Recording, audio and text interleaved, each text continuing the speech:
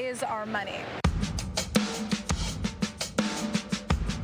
The onset of the coronavirus pandemic is forcing institutions around the world to rethink about one particularly germy surface: cold, hard cash. This is going to be hard to hear, but according to multiple studies, microorganisms found living on the surface of cash and even credit cards range from mouth and vaginal bacteria to flu-like viruses. But what if you can make your daily purchases without touching a thing? Welcome to Sweden, where thousands of people are inserting tiny microchips under their skin so that they no longer have to carry cash, IDs, gym passes, and key cards to get into work.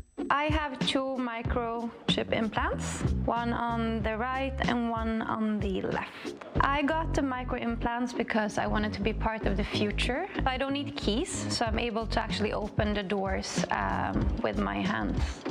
These tiny chips are about the size of a grain of rice, and they're implanted into the back of the hand with a syringe.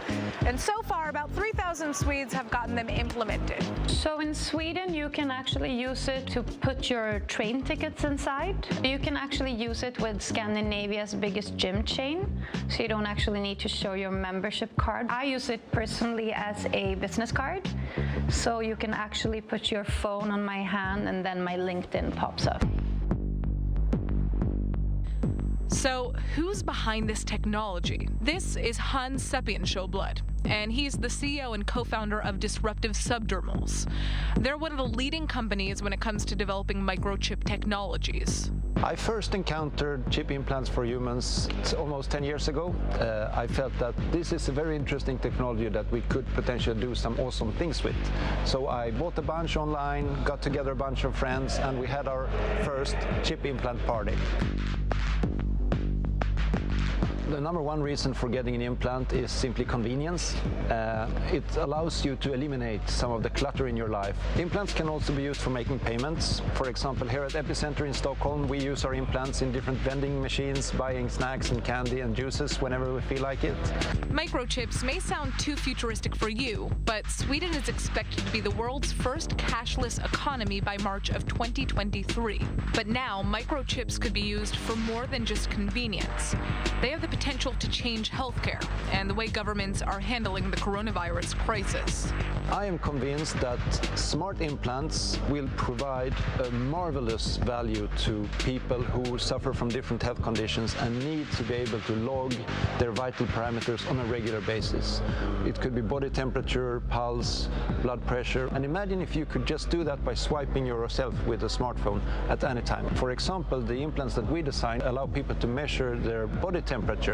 Has some very interesting applications to see how fever is spreading in the population, and I think that we will really need those tools to not least understand the ongoing pandemic, but in particular to be able to spot future pandemics at an early stage. But how safe is your data in a body chip? So I'm not particularly concerned about the hacking dimension of implants, because ultimately the processing of data doesn't happen in the implant. It's simply a sensor platform. All the processing happens in the smartphone. That's where the data is analyzed and where it's packaged and presented. Cybertech experts still cite potential issues with data handling. If data isn't secure, others can access your info. And once it's out there, it's hard to get back. And in some cases, users could even be giving their data away without even realizing it in the terms and conditions that they sign on their smartphones. But with the way technology is headed, we could see a future where microchip implanting becomes the norm. I believe that I'm going to be able to use my microchips to do payments in the future, identification, tickets. In Sweden, every shop, in every kiosk, in public transport, there are always these touch terminals where people either touch their phone or their wallet with a credit card inside.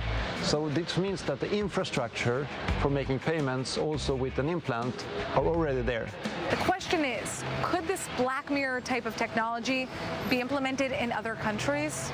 Hans' ultimate vision is to take health microchips to developing countries where healthcare systems are less developed, so that people in remote areas with limited access to hospital facilities could just send their health information to doctors around the world to receive diagnosis. But until that technology is fully developed, would you be willing to get a microchip?